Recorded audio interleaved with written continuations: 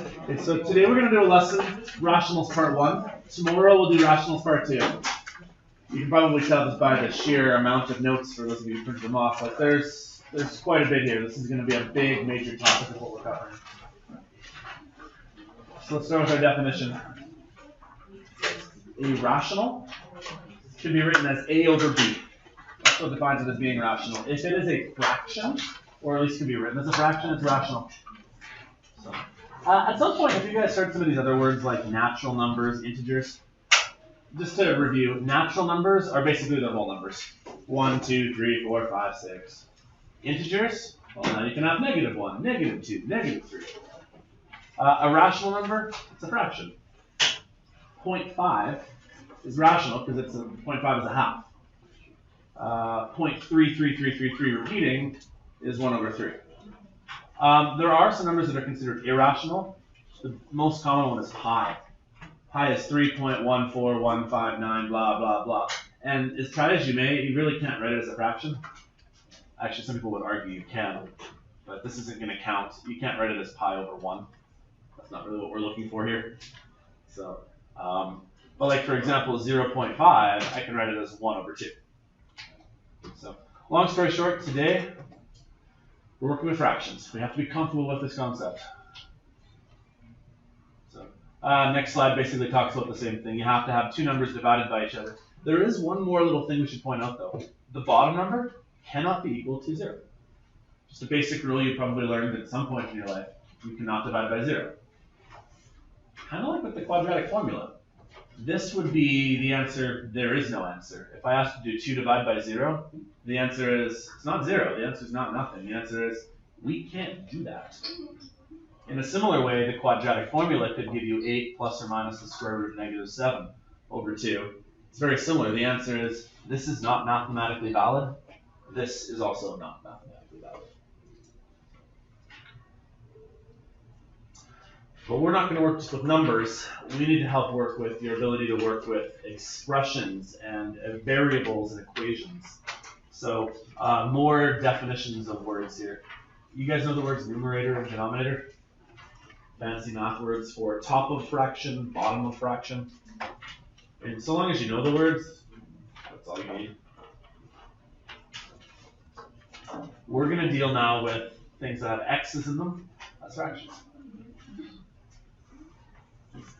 Before I get to that, though, let's do just a little more review of what irrational numbers happen to be. Can I write 7 as a fraction? Yeah, I can do this in a lot of different ways. You can write it as 7 over 1, which you might say, hang on, Chris, you just said a little while ago, let's not cheat by writing it over 1. Well, what I could do is I could call it 14 over 2. Does that solve the problem then? 8 over 3, is that a fraction? That'll work. 2.8 repeating. There is a way to write it as a fraction if you have a fancy calculator. If you type in 2.8 repeating, and then go math fraction. I hope this one works today. There you go. You can turn it to 26 over 9.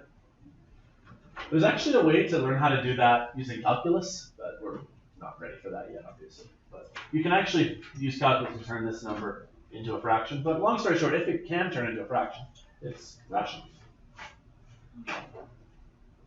What about 2 pi? It doesn't really work in the same way. One of the reasons why is that it does not terminate or repeat as a decimal. See how these 8s are repeating? That's the clue that you can turn it into a fraction, a repeating value. But if I try 2 times pi, is there any repeating numbers happening here? I don't see it repeating ever, really. Sine of 37. When you do sine and cosine, if you typed in sine 37. Now, it depends on whether your calculator is set to either radians or degrees, so you might get a different number than me here. My calculator I'll set to degrees, just in case yours is not. But I'd get that number. Is that a number that either seems to end or repeat at some point, or does it just keep going for forever? The other one would be the square root of 2. So those would be irrational. We're actually going to spend some time in future courses working on these sorts of ones here. But for right now, like I've been hinting at all day, our goal Let's get the fractions down. So here's our first example.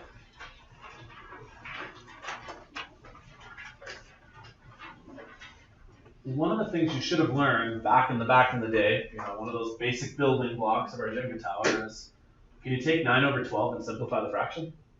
And I mean, here the answer is just listed there, right? 9 over 12 is 3 over 4.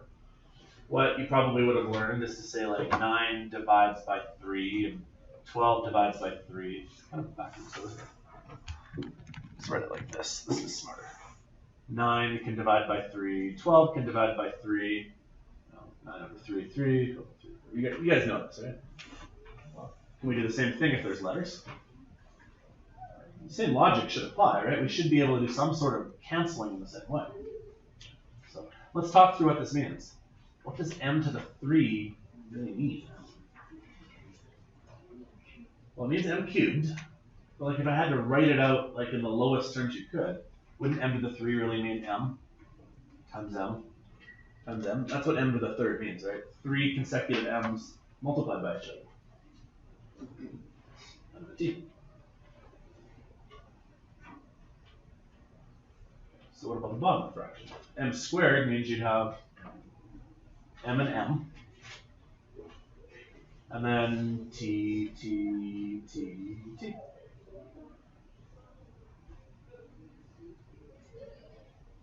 Okay, back in the day when you learned how to do fractions, you probably learned to do something like this, but maybe you weren't explained why this works.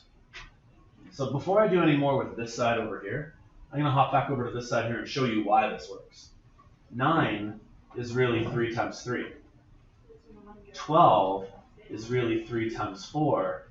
And the 3's that were on the top and the bottom of the fraction, they're allowed to cancel, because if you have something on the top and bottom of a fraction, it simplifies. That's actually what you were doing. You probably don't write it like this every single time, but that's actually the rationale behind it. If I gave you 2 over 4, really what you're doing is 2 times 1 over 2 times 2. You're canceling the 2's and there's the 1/2. So using that logic, I have to have something on the top and bottom to cancel. That's how a fraction works, right? Well, look, there's an m, you can cancel that one. Here's an m, you can cancel that one. Here's an m, I'll never know to cancel it though, right? Here's a t, you can cancel with, why not that one? Doesn't matter which one. What am I left with? Well, on the top of the fraction, there's 1m. On the bottom of the fraction, there are 3 t's.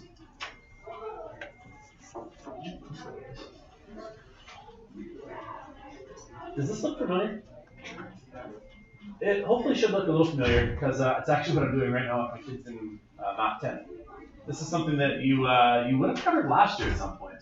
And maybe you learned some rules, and you've already actually internalized them, because there's a faster way of doing this after a while. Say you have 3 m's right here and 2 m's right here.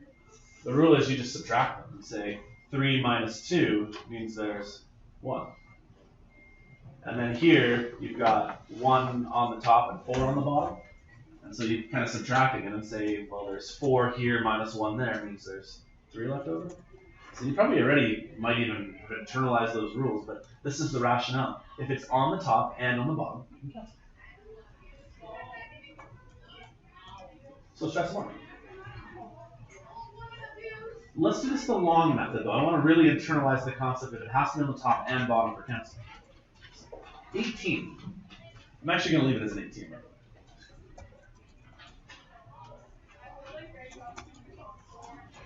What about that x to the 4? How about I write it like this? 1, 2, 3, 4 x's. 36.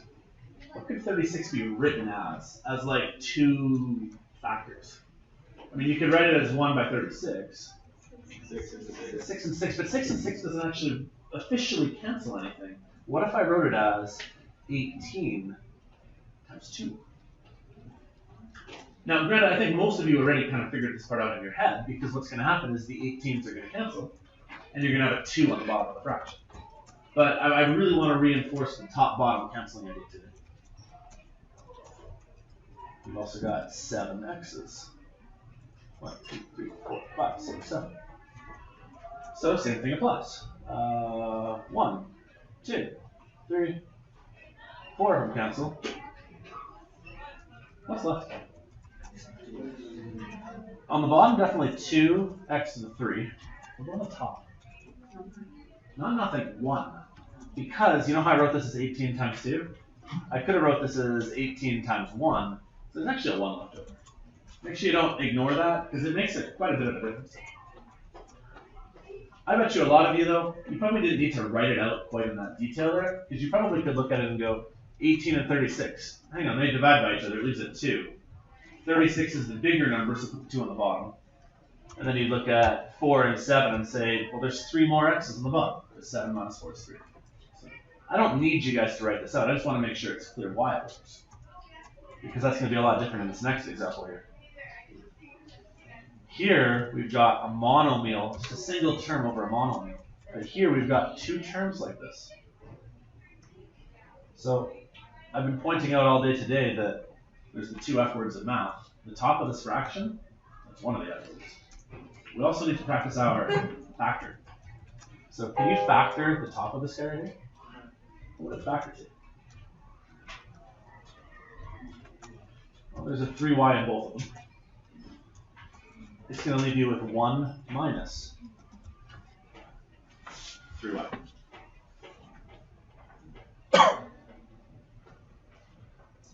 On the bottom, just try to make it very visual here. The number 6, I can make it 1 times 6, or I can make it 2 times 3. If I make it 2 times 3, hopefully you can see that that's 3's can cancel. And then y to the 3 means you've got 3 y's written out there. What can happen with the y's? They can cancel too, right? But I mean, this one can cancel with one of those ones. What about this y right here? Anybody know the rules behind that one? Can that one cancel? It's not allowed to. The rationale is that it's not considered a like term. We use that word a lot, like terms in math. This 3y right here is considered a monomial. The 1 minus 3y is known as a binomial. So they're not quite the same as each other in that same way. So unfortunately, I cannot try to cancel this y with another one there. So I'm kind of stuck at this point. I'm left with on the top a 1 minus 3y. And on the bottom a 2y squared. That's what we got. I want to talk through why these y's can't cancel. So let's say that you as a student said, hey, there's a y on the top here and a y on the bottom there, and you wanted to cancel these. I actually want to demonstrate to you why the y's can't cancel. Why the y's? I need to redo that actually. I'm just going to do some other fractions here real quick. Let's say I gave you 1 plus 3 over 3. Let's say I gave you this as a fraction. 1 plus 3 is 4 over 3. Are we all in agreement that the answer to this would be 4 over 3?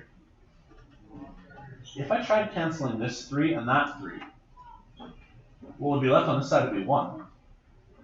But is 1 the same as 4 over 3? It's not. It doesn't work that way, right? So unfortunately, when you have 2 terms like this as a binomial, they are not considered like terms with this guy as a monomial. So you have to have literally the exact same thing top and bottom to cancel. So let's try the last one.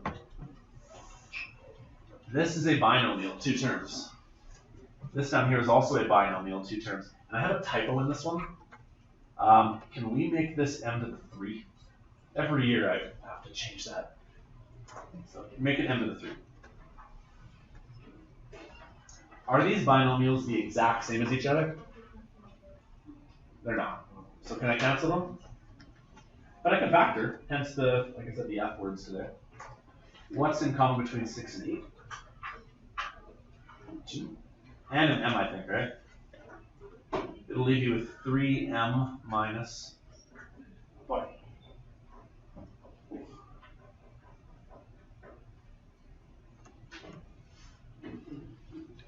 What's the same between 3 and 4? 1, I guess. So if you really want to, you could factor out a 1. What about the m's? There's at least m squared, right? Watch this. It's going to leave you with 3m. As binomials, this whole bracket right here is the exact same as the bracket below it. So based on our top-bottom canceling rules, these, all right, we'll cancel. Anything else you can cancel? Yeah, once you get the hang of it, you don't need to actually write it out the whole time, but this really means there's 2 m's written down here. One of those m's can cancel with this m, so I'll just cancel the square root of the m's. So I think what's left is a 2 on the top of the fraction, and an m on the bottom of the fraction.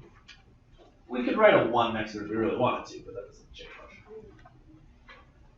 This is the basis of what we're going to build on. If you like my Mario analogy, we're not necessarily on level 1, right? But we're definitely on a higher level, and we need to use all the skills we previously learned and put them all together. This really relies on your ability to factor. Also on your ability to know how to do, basic mental math. Also your ability to deal with exponents, a large part of what you did last year in grade 10. It kind of all builds together. Here's a slide that just talks a bit about how to reduce. You guys have probably heard that word reduce before. That's essentially what we're doing. We're trying to simplify it down to the lowest terms. Here's the rules. You have to cancel monomials with monomials, bi with bi, tri with tri. Here's something that's incorrect. Take a look at this example right here. This right here, the top is a trinomial. Hopefully you know that term. Tri, 3 parts to it. You have an x squared, a 6x, and an 8, and an x squared minus 16. It is very wrong. Please do not do this, because I see this a lot. Don't cancel those x squares. That's not valid. Because the remaining bit is actually not what it's equivalent to. Watch this. 3 plus 6 over 3. 3 and 6 would be 9. 9 over 3 would give you 3. This is a correct statement. But if I did the same thing and tried canceling these 3's here, all you'd be left with is a 6.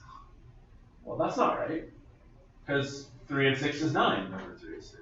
So make sure that you're very specific. You are only allowed to cancel like terms. Monomials with other monomials, binomials with binomials. So let's try some more examples. Here's where kind of the meat of this is. Can we just straight up look at something like this and say, hey, look, there's an x there and an x there? Yeah, no, that's not how this is going to work. So we need to practice our factoring skills. Yeah.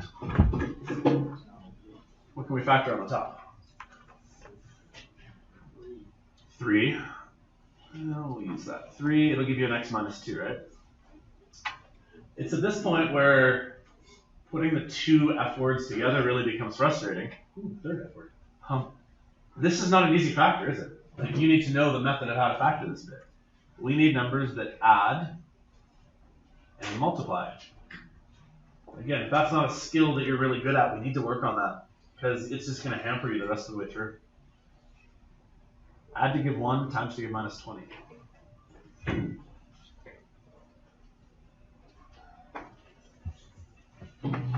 Times to give 20. 2 and 10, that won't add to give 1 though. 5 and 4 will. We'll need to make it a minus 4 though, right? Do I just go right to x plus 5, x plus 4? No, that's what makes this one a hard one. We'll have to split this middle term up into pieces. You may not even have quite enough room to write this everywhere here. You'll have to make it like, say, 2x squared plus 5x minus 4x minus 10. Cut it in half. X leaves you 2x plus 5. What can you factor out 4 and 10? 2. And let's make it a negative 2, yeah. Make it a negative 2, because it'll actually leave you with 2x plus 5. That stuff's the same. So let me go back up to the new fraction I was writing up here. This guy factored into a 3 with an x minus 2. The other thing is going to be an x minus 2 and a 2x plus 5. This worked out convenient, didn't it? Can you see what's going to cancel? The binomial. The x minus 2 binomial cancel. So our final answer will be the 3 that's on top and the 2x plus 5 that's on the bottom.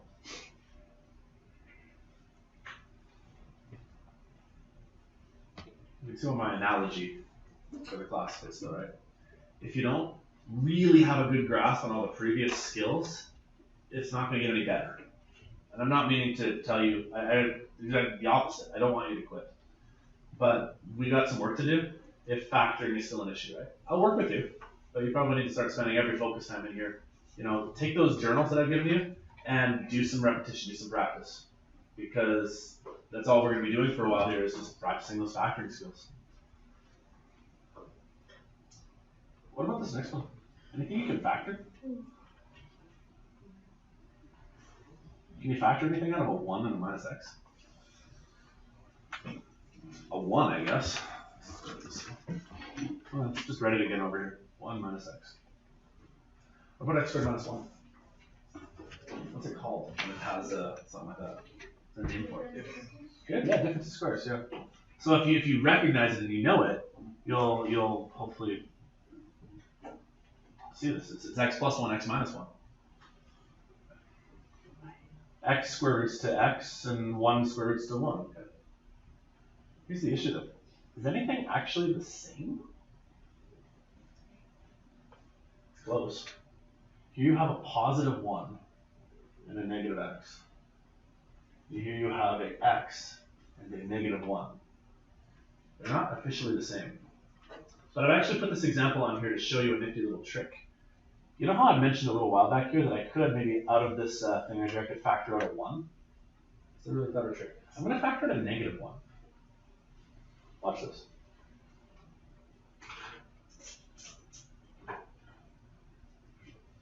Since there's really nothing in common, let's factor out a negative 1. What if you factor a negative 1 out of 1? I mean, what's it going to take to turn a negative 1 back to a positive 1? It'll take another negative 1 actually, right? Because negative 1 times negative 1 would then go back to the positive 1. What if I factor the negative 1 out of x? Plus x. Check this, make sure this fits. Negative 1 times negative 1 would give you 1.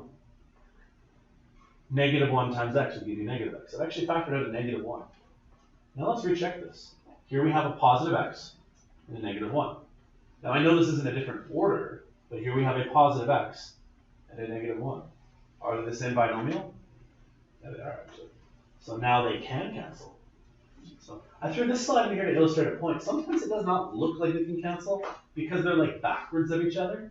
Sometimes you can actually factor out a negative 1. It seems like a strange thing to cancel.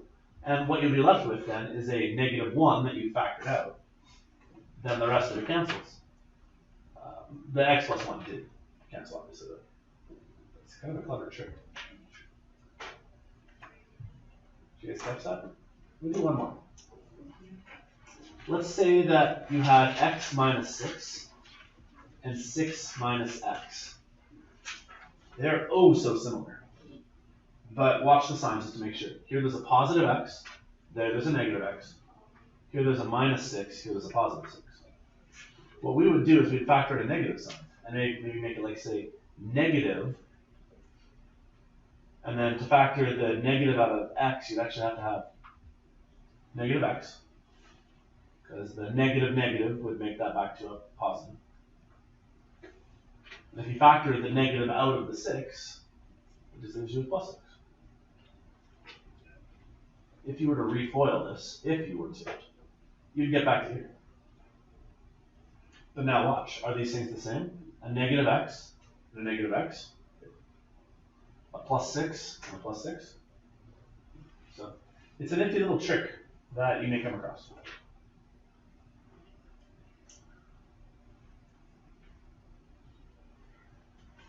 So, for that one it would have been negative 1, I guess.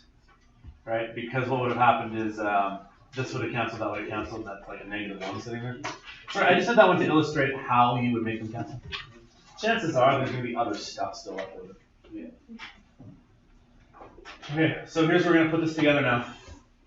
We're going to take our factoring, we're going to take our fractions, and we're going to do some of the basic operations of fractions. So before I do that, I want to remind you how to work with fractions. Today we're going to start with multiply and get to divide. Eventually we're going to get to add and subtract and some of the other things that are offshoots of those. So here is a quick 1-minute lesson on how to multiply fractions. Because you've learned this at some point. Right? It's just deep somewhere in the recesses of your brain. You know how to do this, hopefully. Or maybe we need to work on it. So let's review. When you want to multiply fractions, you multiply the tops of the fractions. So like 2 over 5 times 3 over 4. 2 times 3 is 6, times the tops together. Then multiply the denominators together. So 5 times 4 is 20. And then last little bit, once you get your fraction, if possible, reduce it. So not that I need you to write this out the long way, but 6 can divide by 2 to get you a 3. 20 can divide by 2 to give you a 10. 1-minute lesson on fractions. We need to apply those skills now to this.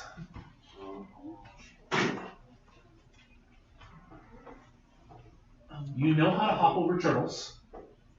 You know how to jump over a hole. Now you need to be able to jump over a turtle over a hole. You have to be able to put them together, that's all. The analogy's breaking down. But do you get where I'm going with this? You have the skills to do this, but we've only ever done them independently. We've only ever done like regular fractions, which are hard enough as it is. We've only ever done regular factoring. Now we gotta put it together. So let's start off first by factoring what we can. Can you factor anything in 12x to the 3? What about 4x to the 3 and 8x squared? There's got to be something there, right? There's a 4 for sure. X squared. It's going to leave you with x plus 2.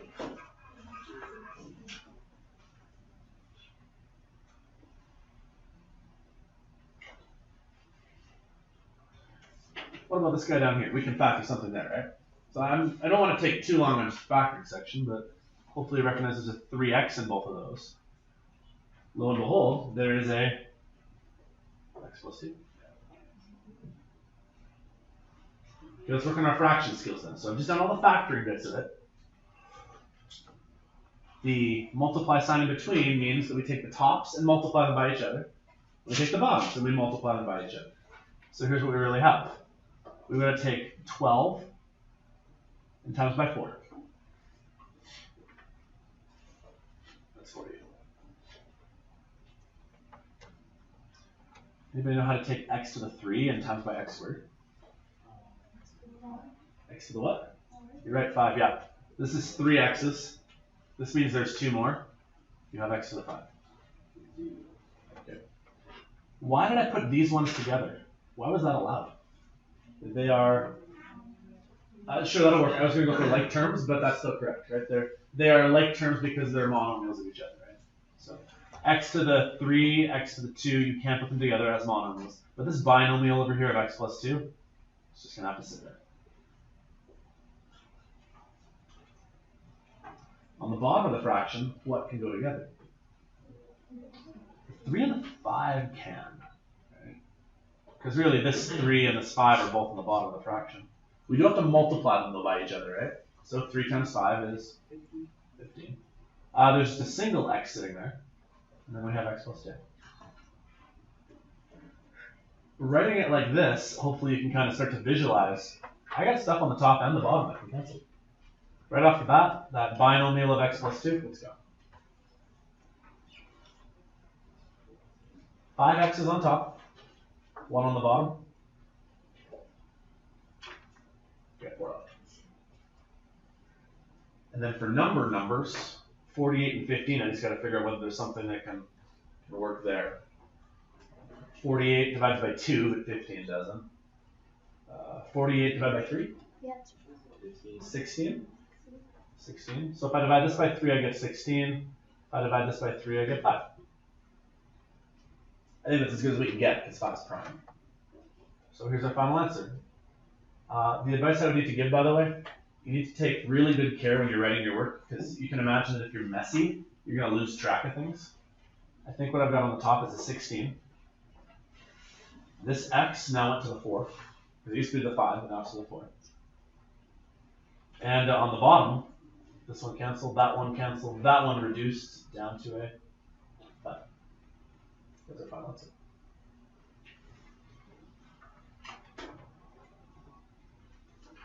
What am I doing so far? Does this kind of make sense? Kind of building it little by little by little. I promise you, these are skills that we've worked on in the past, but the challenge is can we put them all together? Here's what I want to do. I'm going to show you some of the questions we're eventually going to solve, like this one, which off the bat, it looks intimidating because it's like, crap, what do I do? But we think of it as little skills along the way. Eventually, we're going to get to some divide by ones, like say this one. So I think, I don't know about you guys, I need a quick little break. So you guys want to take like say 3 minutes real quick here? Something smells in you. Sewer. Yeah. Take a 3-minute break here. No, I don't. And we'll try some more examples in a bit. I need to stretch. That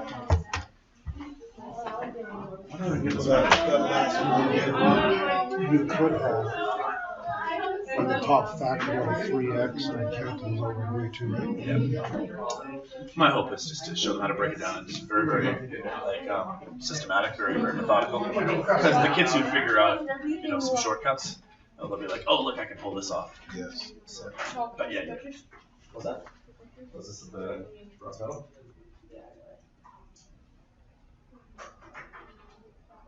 Like this is what the metal like they found in. Whoa. That's kind of cool. Special case thing.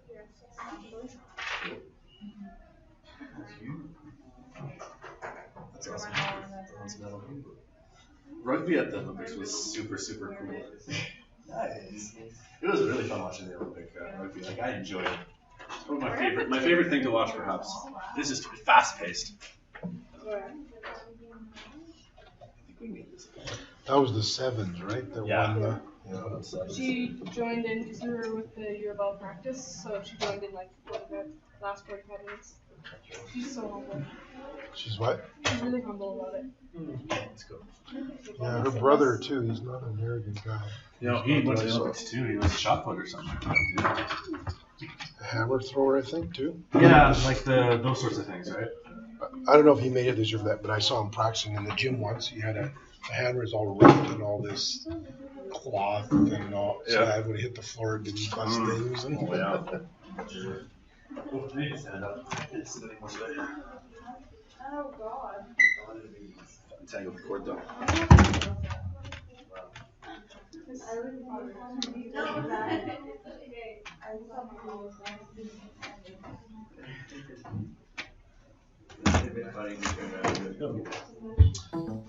Where's the There it is. Alright.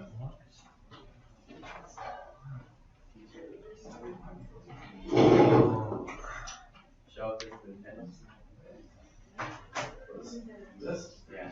But you can do it. It's just we have to break it down into a whole bunch of smaller steps. It is. Right? That's why I like my Mario analogy. It's level 1 Mario, you just hop over turtles and holes, right? But at some point, like we're putting a lot of it together. So that's really where we're getting here. Is that the tower is quite tall. So you really have to. What's that? They said Mario, so like Wow. Mario, Super Mario Brothers. This is somewhere different.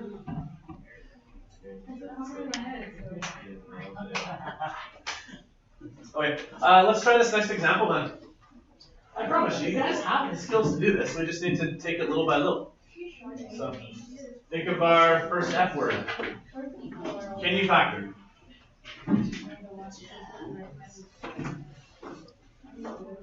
Good. We need numbers that add to give minus 1 times to give minus 12.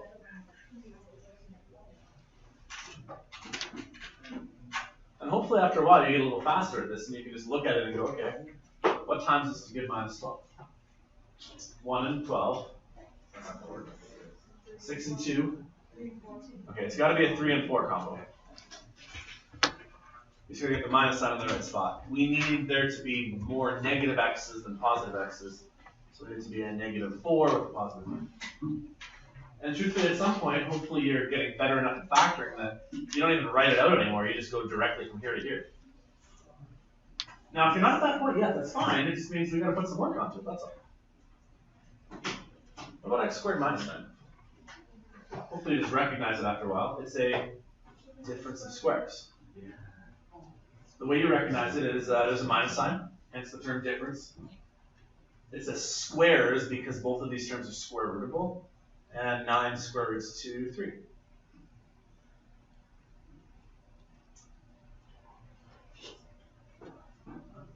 Now we're looking for something that adds to give -4 and times is to give 3. There's not a lot of stuff that times is to give 3. 1 and 3 is it. How do I make a -4 though? Make them both negative, yeah. And then for the last one, there's actually only an x in common. The leftover is x minus 4. Don't write what I'm going to write next year. I'm going to show you a shortcut. Essentially, when you times them all together, here's what you have. You have x plus 3 and x minus 4.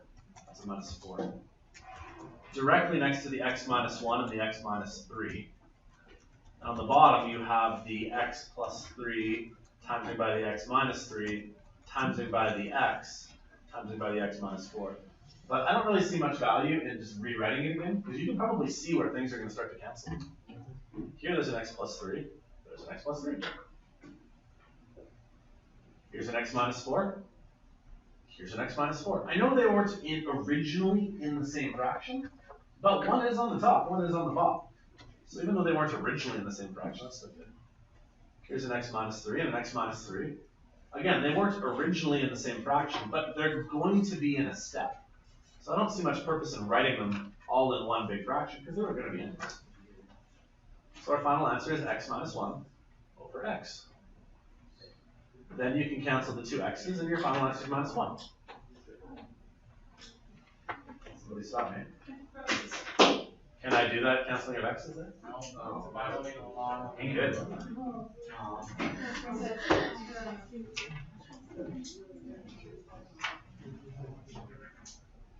Those x's right there, they don't cancel.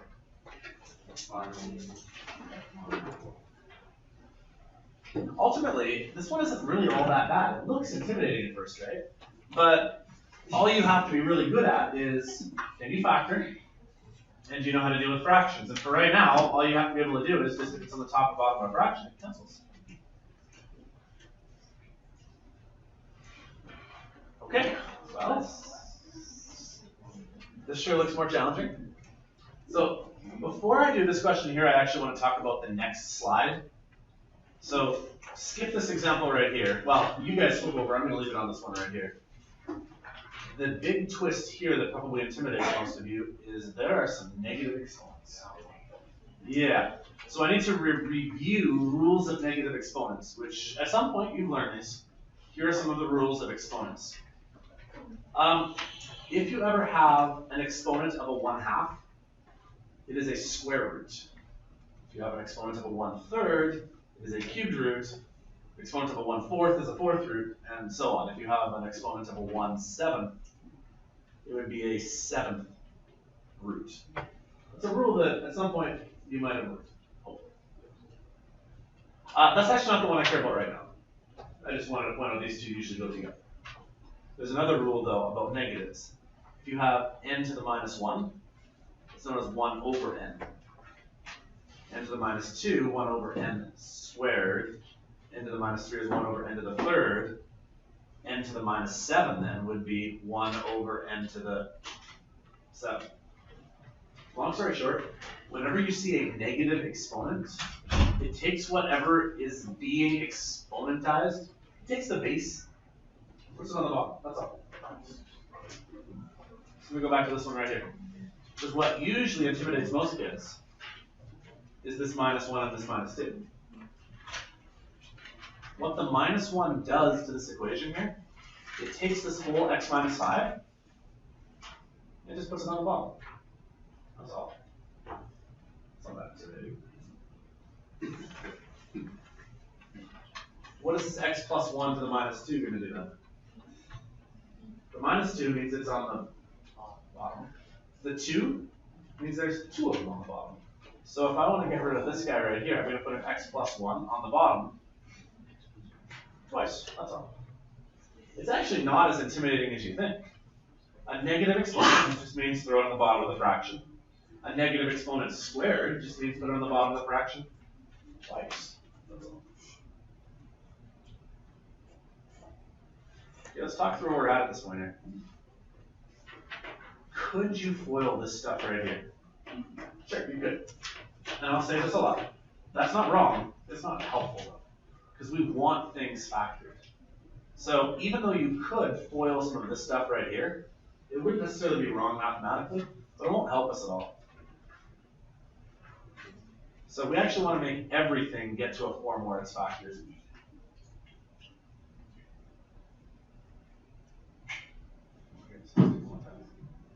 So really, this stuff right here is already factored. This stuff right here is already factored. What about x squared minus 1? Can we back it up? X plus 1, x minus 1.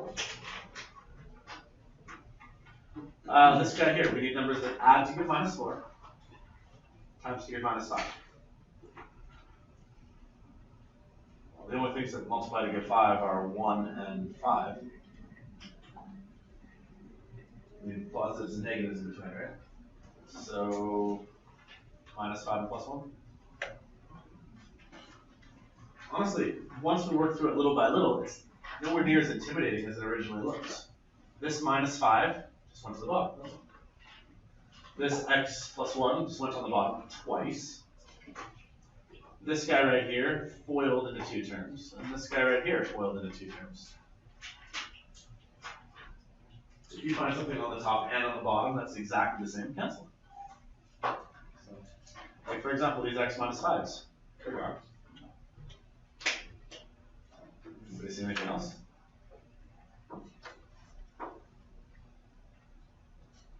What else is this on? Yeah, this x plus 1 can cancel, let's say, like this x plus 1. I know it's way over here, but 1 is on the top, 1 is on the bottom. And actually, there's another x plus 1 that can cancel. Anything else? You have an x minus 1, it doesn't have a buddy to cancel with. An x minus 2 and an x plus 3. So let's just write out what's left. On the top, you'll have an x minus 1. And on the bottom, you'll have the x plus 3 and the x minus 2.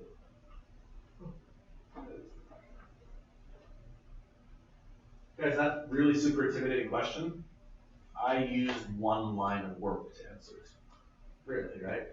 I mean, granted, I kind of erased some stuff on top of it with colors, but it actually wasn't as stressful as you thought it was, perhaps.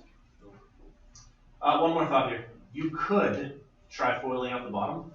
And again, it's not wrong, but it's not helpful. Is it going to allow something to cancel? The answer is no. Because the only way it would have canceled is if one of these binomials on the bottom would cancel the one on the top. By FOILing it all out, it's not going to somehow magically then cancel. Because let's say you actually did FOIL it out. Let's just go through that process. You'd have x minus 1 over x squared plus x minus 6. Are you allowed to cancel those x's with each other? No. Well, then why bother going through that whole process? Nothing was going to cancel anyways. So we would actually just stop right here. So that's as good as it can get.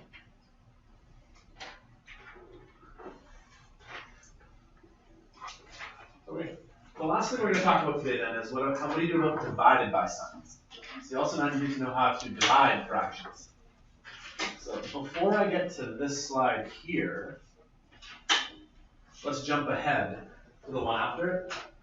What do you have notes printed off here? You don't have notes printed off, by the way? Notes printed off.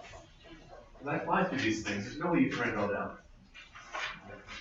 Let's talk about how to divide fractions here. So to divide fraction, maybe you've heard this phrase before, it's called multiplying by a reciprocal. Look at this example here. If I give you 4 divided by 2, can you do 4 divided by 2? Actually, that's possible, for sure. But 5 divided by 3 doesn't actually work, unfortunately. So you can't just divide straight across. So the trick for this is you take the second fraction and you flip it upside down. Rather than it being 2 over 3, you make it 3 over 2. But rather than divide, now you multiply. Well, then you just do what you did for multiply. 4 times 3 is 12. 5 times 2 is 10, and then reduce the fraction. So the trick is called multiply by a reciprocal. Take the second fraction and flip them. So let's go back to our example. We're being asked to divide. You know how easy it is to change a divide question? You just do this. The first fraction does not change whatsoever. The second fraction, you make it a multiply sign, and you just flip this fraction upside down. Now it's just multiplying. So, I'm going to stand here.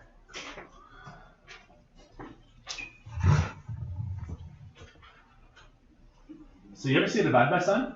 Don't stress, it's not that much more challenging. Just flip the fraction that comes afterwards. So let's do some factoring. Can you factor x minus 5? That's stuck.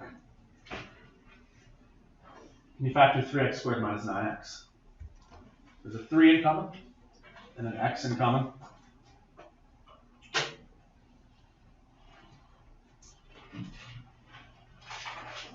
How about 6x squared minus 18?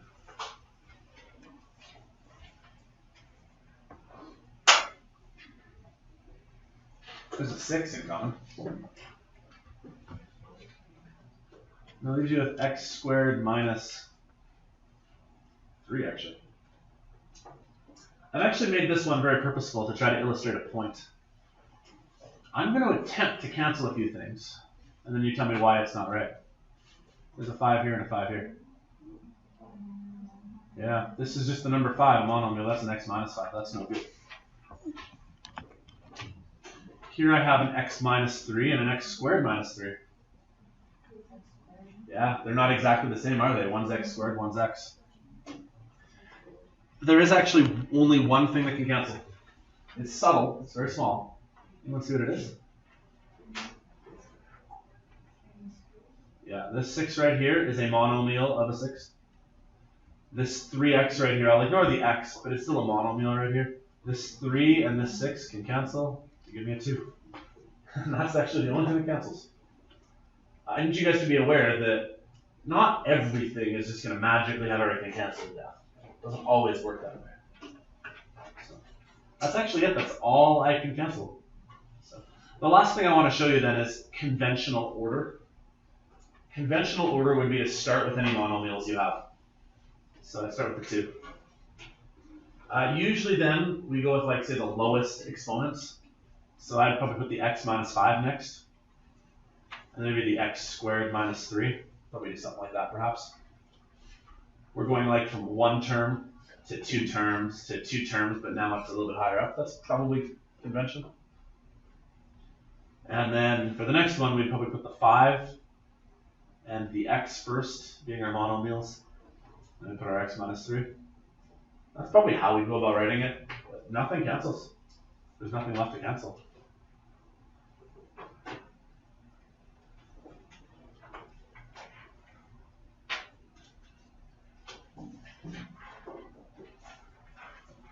So, let's jump to the challenging ones. Let's see, I got 15 minutes left. Why don't we skip this one? Let's try to do this one here. And then we'll try the really challenging one at the end. So, let's just try this one here as a group.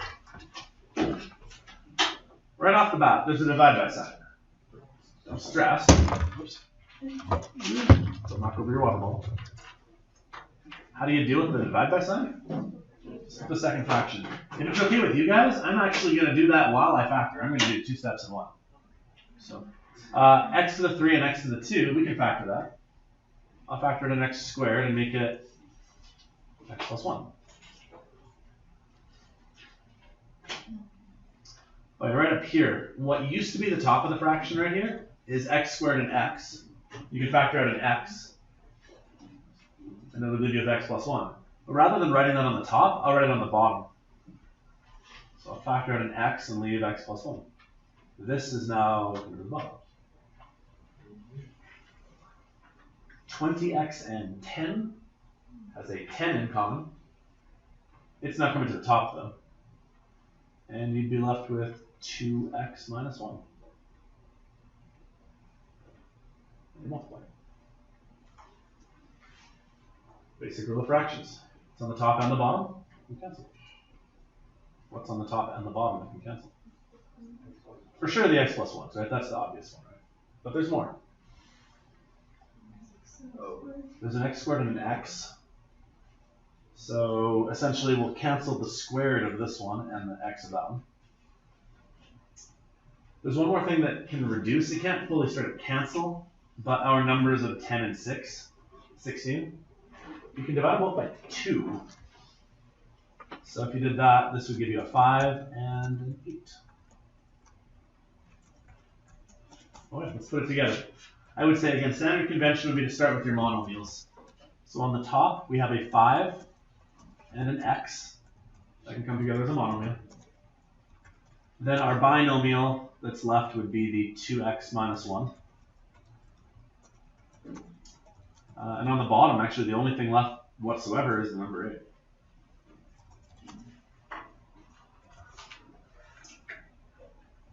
Could you FOIL that? Yeah, sure. Is it going to help? How is that going to make something cancel? It's actually the reverse of being helpful. Helpful would be factoring, because factoring can cancel. Expanding this back out again just makes the problem even worse. So don't do this a little bit right here. Just leave it there.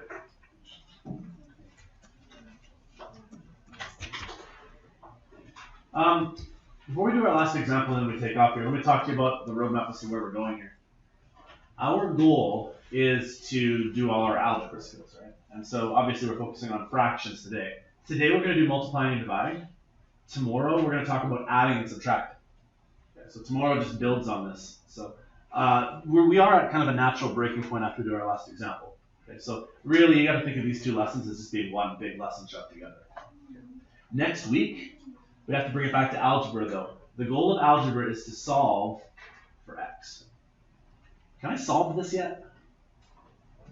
What does solving always require in the middle of it? An equal sign, yeah.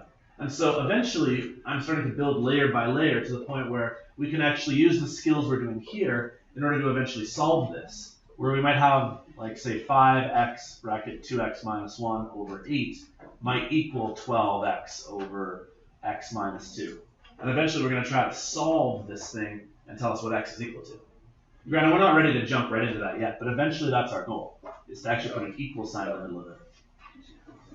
Yeah? For that, couldn't you make it 0 and multiply with 8 to the other side? If it was equal to 0, yeah, you could do that.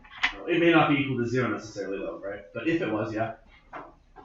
Okay. Let's do one last example. This should probably take us to about the end of the day. So, let's try this here.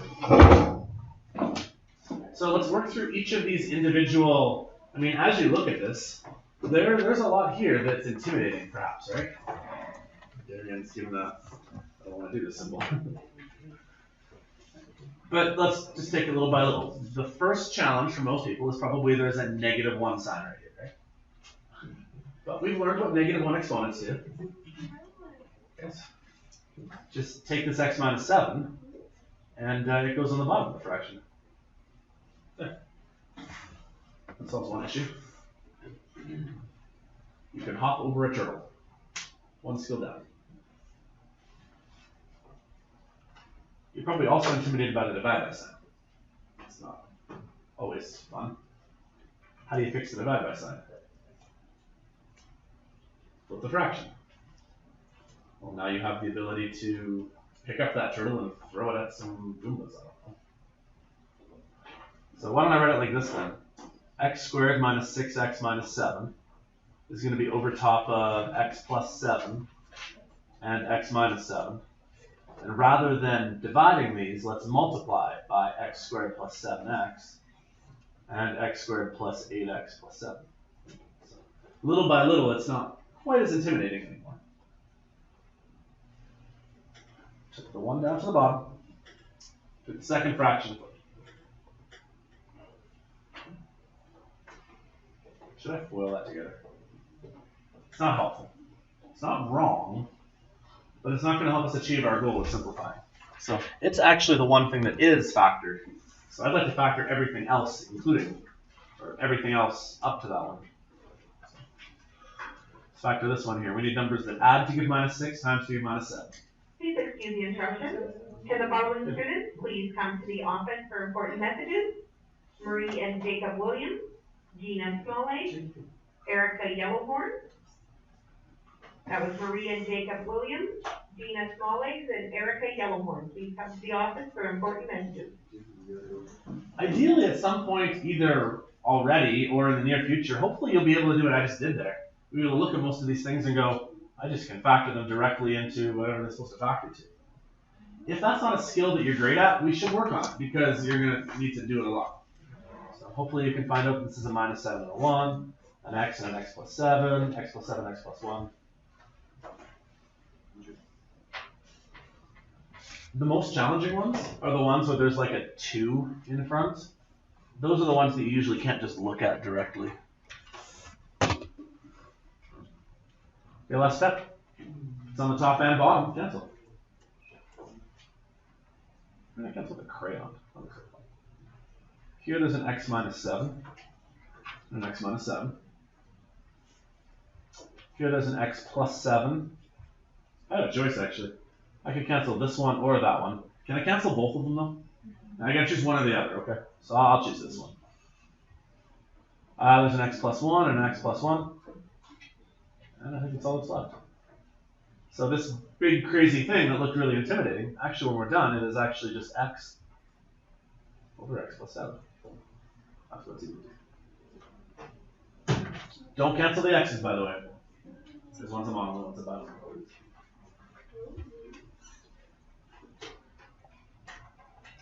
I really like the analogy of the Mario thing or Mario thing. I like the Jenga analogy too. All right. We're at a pretty high level though right now. You're kind of jumping in at this point to level 8 or 9. Granted, you need to work on this level here, but I really truly believe this. If you are still struggling with the factoring there, we got to work on that. Use these journals and practice until you get better at it, because it's going to need to be second nature. I will work with you if you need. Okay. Last slide. It's nothing we need to really do, but I just want to point something out. If you ever work out of a textbook, which granted I've never really used a textbook anyways, but if you do, you may see something called a non-permissible value or an NPV. Don't worry about it, we will cover it later. So if you happen to see a question like this where it's like, write each product in simplest form, these are the kind of questions that we can solve. If it asks about non-permissible values, just skip it for now, we'll get there in a bit. Non-permissible values really don't apply until we start having equations, and we're just not ready for that. Okay, last thought. There is a new assignment. There's always one every week, okay?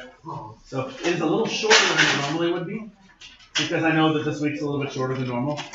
But make sure that you start taking a look at that one, because it's going to be due, we don't have Friday school, so it'll be due Thursday before you go. So please make sure you're not surprised by that. Always a new one every week. Is there a work day this week at all? Tomorrow, not tomorrow, the next day. So you do have Thursdays at work day. It's shorter than normal, okay? It's nowhere near as long as the other ones. Okay, you guys have any questions?